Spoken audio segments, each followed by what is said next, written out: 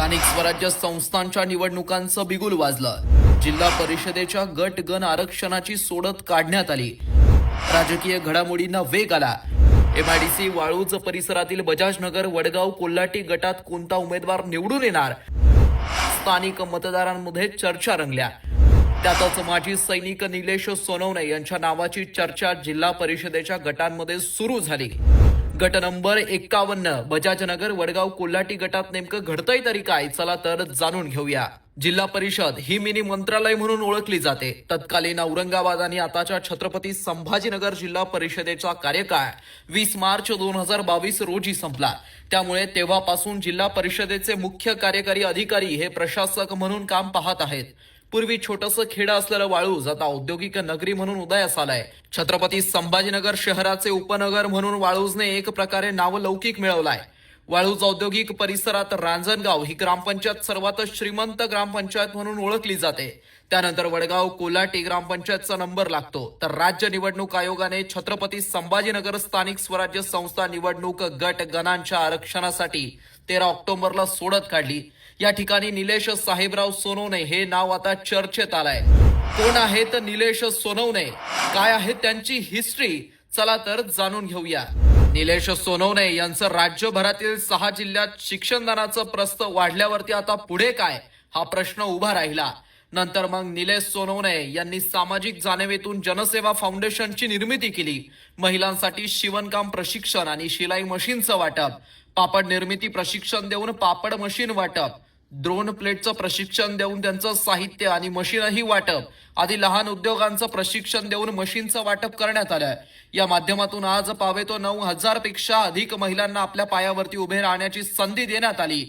PMAGP आणि अन्य योजनांचं कर्ज वाटप हा त्यांच्या कार्याचा मौलाचा दगड ठरला। समाजकार्य, परिसरातील रहिवाशांच्या नागरी समस्यांसाठी प्रशासनाच्या दारी जाऊन वेळ पडल्यास आंदोलन छेडून प्रशासनाला जाब विचारणं, सिडको प्रशासन असेल किंवा जिल्हा प्रशासन विविध प्रश्न सरकार दरबारी मांडून नागरिकांना न्याय मिळवून देण्यासाठी दिवस रात्र एक केली। परिसरामध्ये मजूर हातावरती पोट असलेले नागरिक त्यांच्या नागरिक समस्या सोडवण्यासाठी निलेश सोनवणे यांनी घेतलेला पुढाकार हा भारतीय जनता पक्षाच्या लक्षात आल्यानंतर भारतीय जनता पक्षाच्या वरिष्ठ नेत्यांनी त्यांची दखल घेतली। त्यांच्याकडे भारतीय जनता पक्षाच्या उद्योग आघाडीचं जिल्हा अध्यक्ष हे पद सोपवलं। त्याबरोबरच त्यांनी आजपर्यंत अनेक राजकीय पदे सुद्धा भूषवली आहेत। आधी सैन्य दलात 17 वर्ष सेवा बजावली। सैन्य दल म्हणजे देशाप्रती निष्ठा, सैन्य दल म्हणजे शिस्त, सैन्य दल म्हणजे देशप्रेम, सैन्य दल म्हणजे अनुशासन। या सर्व बाबी आता एका सामाजिक कार्यकर्त्यामधून पुढे येत असल्याने ते शहरातील सामाजिक राजकीय चर्चेचे केंद्रबिंदू ठरलेत। निलेश सोनवणे यांनी 2022 या वर्षी वडगाव ग्रामपंचायतीची निवडणूक लढवली। या निवडणुकीत त्यांचा अवघ्या 15 मतांनी निसटता पराभव पत्करावा लागला।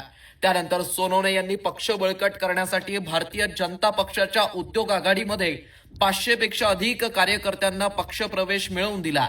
वाळूज परिसरातील असलेल्या कारखान्यांमध्ये, कंपन्यांमध्ये भेटी देणं, कामगारांच्या अडीअडचणी जाणून घेणं, त्यांच्या अडचणी सोडवणं हा त्यांचा नित्याचा दिनक्रम आहे। निलेश सोनवणे यांच्या प्रयत्नातून तत्कालीन केंद्रीय अर्थराज्यमंत्री माननीय डॉक्टर भागवत कराड यांच्या निधीतून 80 लाख रुपये ओढून आणून जागृत हनुमान मंदिर परिसरात विकास कामे केली।